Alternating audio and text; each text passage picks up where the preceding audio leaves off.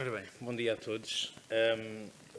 Em primeiro lugar, agradecer o convite que nos foi endereçado e também o convite para podermos ter aqui uma relação de parceria com a Associação Passive House Portugal e também com a Homegrid.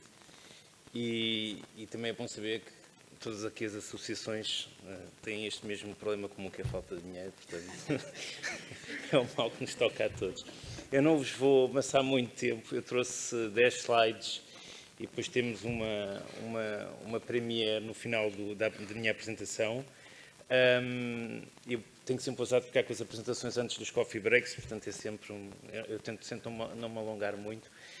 Eu trago-vos aqui hoje uma apresentação sobre este tema da literacia energética, que é algo que eu estive a ouvir com bastante atenção as palavras do João e efetivamente há aqui uma questão em que nós, ao lidarmos diariamente com o consumidor, sentimos que efetivamente há aqui uma questão de fundo, que é a maneira como o consumidor ao dia de hoje está a entender estas questões associadas com tudo o que tem a ver com a energia. E, portanto, aqui esta temática das casas passivas e atendendo ao facto que as nossas habitações são, porventura,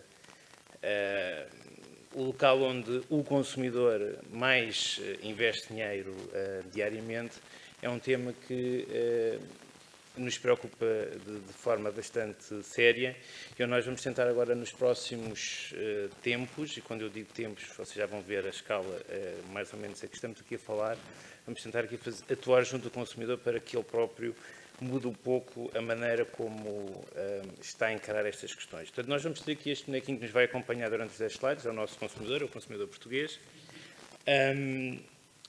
Nós fizemos um trabalho, nós estamos envolvidos em vários projetos europeus, com financiamento europeu. Um deles é o Clear 2, que é, digamos, o filho do projeto Clear, que era um projeto de disseminação de energias renováveis, e nós este ano fizemos um white paper, estamos a ultimar um white paper, onde procuramos perceber quais são as necessidades e as dificuldades que o consumidor enfrenta na sua relação com as energias renováveis. E depois acabámos por perceber que as conclusões são extrapoláveis de uma maneira muito geral à maneira como o consumidor entende energia e lida com a energia em todas as suas vertentes. E, portanto, o tema que nós identificamos como sendo mais problemático é, efetivamente, a literacia energética. E aqui a questão não é da literacia, será mais a questão da iliteracia energética. Portanto, o consumidor, ao dia 2, é fortemente impactado por um baixo nível de literacia energética e, obviamente, o facto de não conhecer bem a matéria e todas as questões que estão associadas, por arrasto, vai influenciar a maneira como entende, percebe, processa e toma decisões sobre questões associadas com a energia. Eu relembro-vos que, para o consumidor português, discutirmos questões associadas à energia é perceber se o tarifário que tem de eletricidade é barato ou caro. E a questão resolve-se aí. Ou que, quando discutimos questões como que tipo de vãos envidraçados é que prefere para a sua casa, ele diz que quer vidro duplo. Ou que, quando falamos em isolar a casa, é um tema que não é sequer alvo de discussão, porque o que ele nos responde é: sim, eu depois compro um termoventilador, ou no verão compro uma ventoinha. Portanto, há aqui questões de fundo e depois há outras questões mais complexas, que têm a ver com questões sociais, estruturais, económicas, que nós não vamos bater hoje, que isso está no outro documento que estamos a ultimar, mas que basicamente fazem com que o consumidor ou não está preparado ou não estar formado, vai depois perceber, criar mais expectativas ou expectativas erradas e, acima de tudo, tomar mais decisões nestas questões associadas com a energia.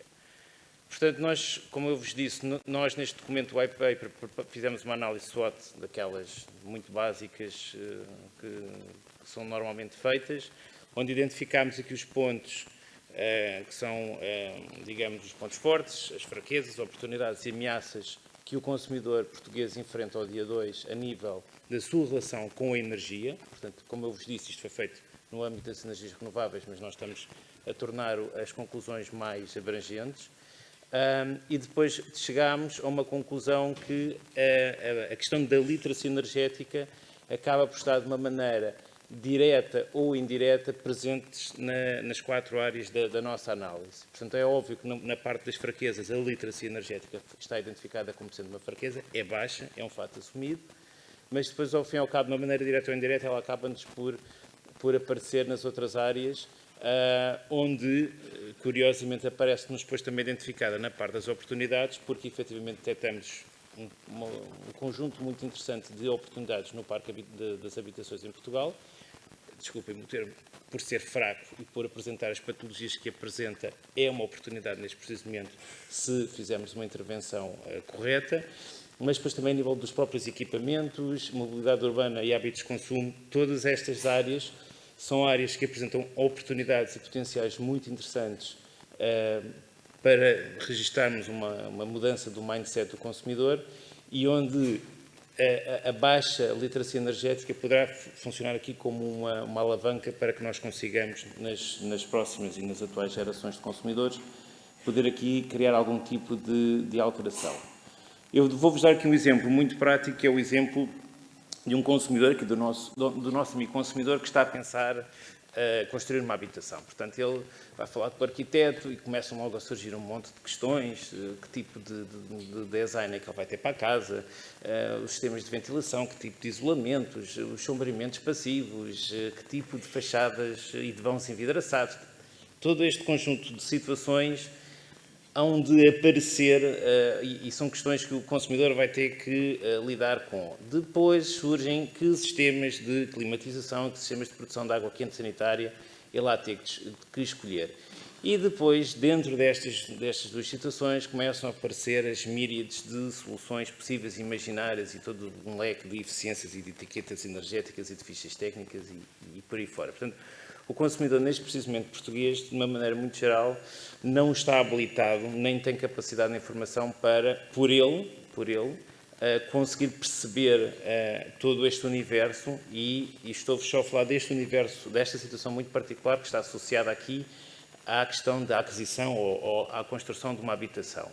E, portanto, isto leva-nos geralmente a uma situação que é muito normal em consumo, que é, para um problema existe uma infinidade de tecnologias, soluções, designações, orçamentos e por aí fora. Portanto, isto passa... Eu costumo dar o exemplo neste tipo de formações. Eu hoje de manhã, para escolher a cor da gravata, abri a gaveta e tinha lá mais 50 gravatas. Portanto, tive que escolher a gravata e tive...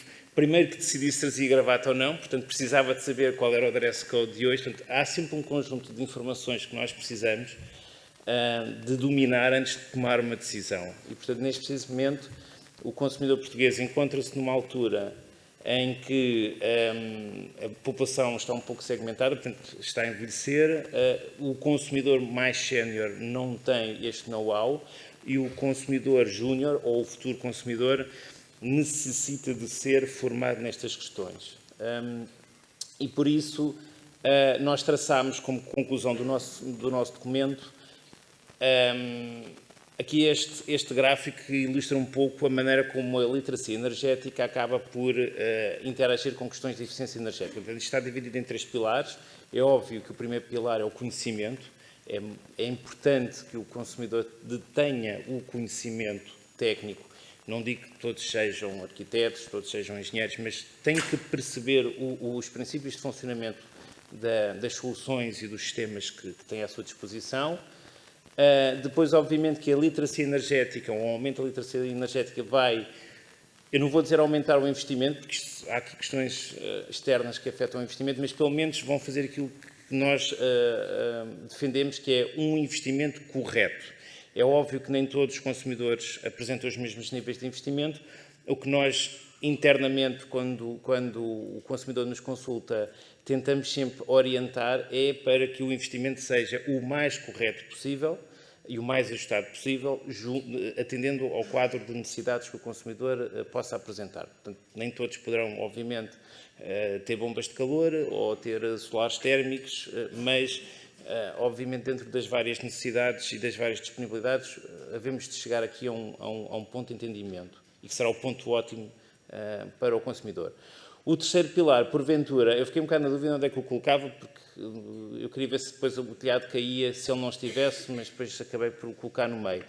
é algo que nós já nestes vários projetos europeus temos aqui detectado, peço desculpa, andei para trás, era para a frente, que é a questão das expectativas. Portanto, o consumidor, nestes temas de eficiência energética e de energias renováveis, mas mais até na questão da eficiência energética, a literacia energética é muito importante na maneira em como as expectativas que o consumidor tem de um dado produto ou uma dada solução, como estas expectativas são criadas. Portanto, nós o que temos verificado nestes cerca de 6 anos em que temos acompanhado aqui o consumidor nestas áreas, é que, regra geral, pelo desconhecimento e pela falta de entendimento das soluções, o consumidor tende a criar expectativas em produtos e em sistemas e em soluções que depois não se vão verificar. Não se vão verificar porque tecnicamente a solução não cumpre, ou porque estão mal dimensionadas, ou porque, eu vou usar uma palavra mais forte, são uma fraude e efetivamente foram vendidas como fazendo algo que não fazem. E, portanto, é importante que... e, portanto, pegando um bocadinho naquele exemplo concreto que o João há pouco deu das habitações em Espanha, é preciso que estes temas sejam explicados ao consumidor para que ele entenda o que é que está a comprar e, obviamente, depois, por um lado, consiga perceber se o equipamento, se a solução está a cumprir, por outro lado, não se sinta defraudado. E eu acho que aqui a pior situação para o consumidor é a situação em que ele se sente defraudado. Nada pior do que nós investirmos numa habitação que é supostamente passiva e meses mais tarde, ou passado o primeiro verão, percebermos que a habitação tem um desempenho energético e térmico perfeitamente ao nível de uma habitação normal. Portanto, há uma expectativa que foi criada, o consumidor não estava habilitado a perceber se estava a comprar gato ou lebre e depois, no final, acaba por se sentir defraudado. Portanto, eventualmente, a relação aqui no pilar central, para nós, é muito importante e é algo que nós temos vindo aqui a detectar nos contactos, no contacto regular que temos com o consumidor, que é, efetivamente, a gestão da expectativa e que geralmente tem muito início na falta de literacia energética na situação. Portanto, as pessoas, dou-vos o exemplo muito concreto, que é muito recorrente com os sistemas fotovoltaicos vendidos por um grande comercializador de eletricidade, que 99% das vezes são mal dimensionados e depois, obviamente, as poupanças que vêm nos PDFs que são enviados aos consumidores não se verificam. E depois o consumidor fica com a casa forrada a painéis fotovoltaicos e não tem os ditos ganhos que supostamente deveriam ter. E, portanto, é uma situação que nós não conseguimos, obviamente, porque já intervimos após a obra estar feita e o consumidor o que nos diz é o fotovoltaico não presta, o fotovoltaico é um embuste. E nós dizemos não é o fotovoltaico, é o seu sistema e, portanto, há aqui esta questão sempre da expectativa que para nós é muito importante. Com base nisto, nós vamos lançar aqui a primeira pedra de algo que nós esperemos que seja digamos, uma colaboração constante. Portanto, daquele documento, nós coloco-vos aqui duas situações muito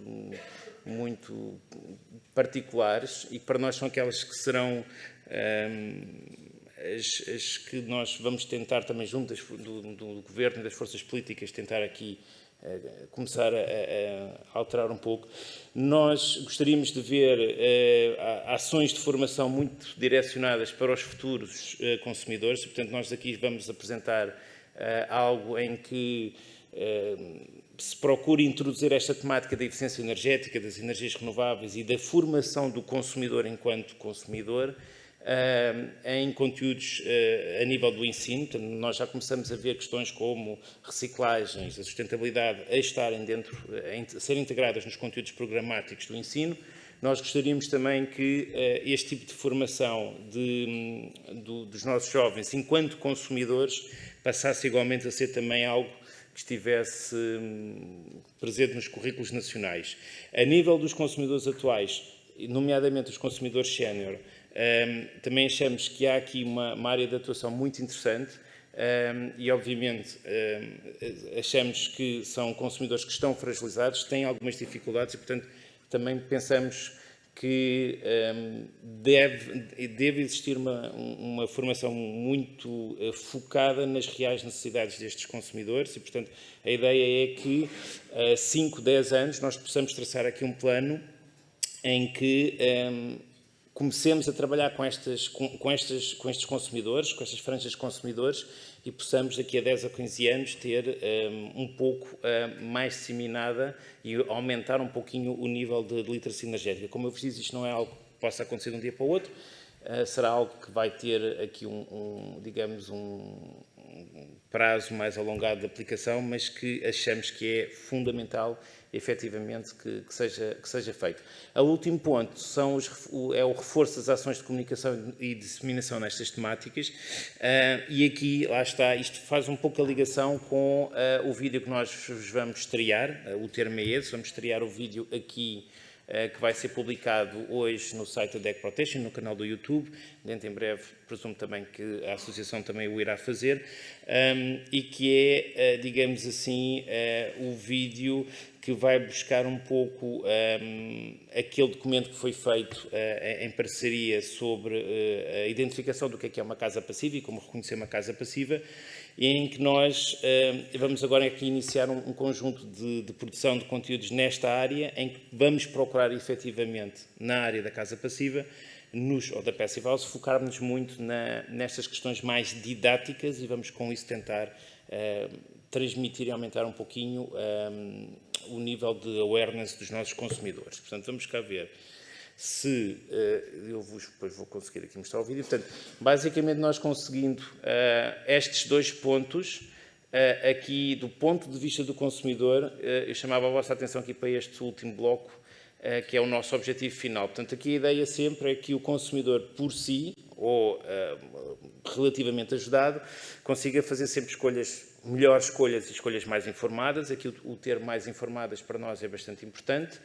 Isto, por sua vez, obviamente, vai conduzir a superiores poupanças financeiras e energéticas e, obviamente, a benefícios ambientais. Portanto, isto depois acaba por andar tudo por arrasto e a ideia é que o consumidor, escolhendo o melhor, vá poupar dinheiro, que é algo que, no final do dia, é o que lhe interessa, mas, ao fim e ao cabo, depois consigamos gerar as tão necessárias poupanças energéticas e ambientais. Portanto, vamos aqui mudar e eu vou ver se vos consigo aqui. E não temos som. Esperem lá só um bocadinho. Se calhar vai sair. É? Então. Vou mostrar o vídeo cá fora, provavelmente. Está a sonhar com uma casa nova e quer ter a certeza que junta eficiência energética com a...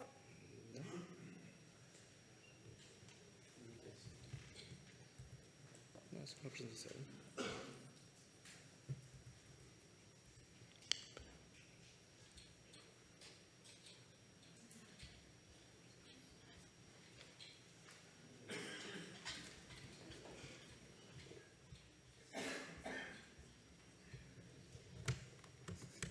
E desligo.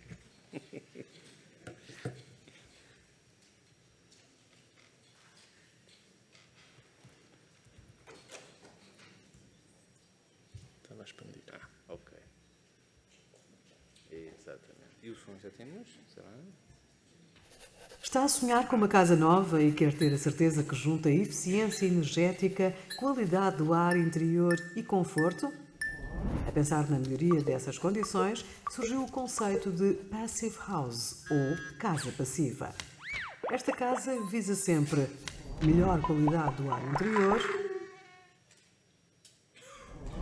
níveis superiores de conforto térmico, melhoria dos níveis de conforto acústico e níveis de eficiência energética mais elevados e redução das emissões de CO2. A ideia agrada? O conceito de Passive House está implementado, estudado e validado desde 1991. Em Portugal existe desde 2012 e pode ser aplicado a uma construção nova ou a reabilitações. Mas há cuidados a ter para identificar uma casa deste tipo. Caso o edifício seja certificado, solicite o certificado Passive House. Peça a identificação da entidade certificadora. Verifique a existência da placa identificadora. Comprove se o edifício se encontra na base de dados do Passive House Institute. Se o edifício não for certificado, deve solicitar o resultado do desempenho Passive House a identificação do Certified Passive House Designer, o relatório do teste que avalia a estanquidade ao ar e o relatório do arranque do sistema de ventilação. A confirmação destes dados permite perceber se está realmente a investir numa Passive House ou casa passiva.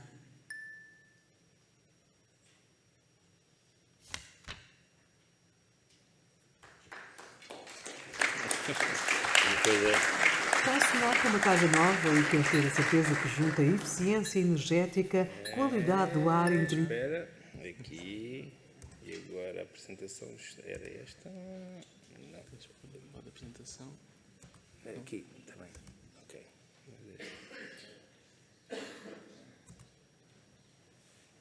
Ok. E agora vir aqui ao teu link. Aqui. Ok. Então deixem-me saltar aqui para o último slide. Eu não tenho mais slides, portanto o último slide depois é o tempo para as questões, que eu penso que nós estamos a dar aqui algum tempo. Portanto, deixem-me aqui só colocar isto aqui. Peço desculpa. Isto ter animações, esse é complicado. Exatamente. Pronto. Ok. Obrigado.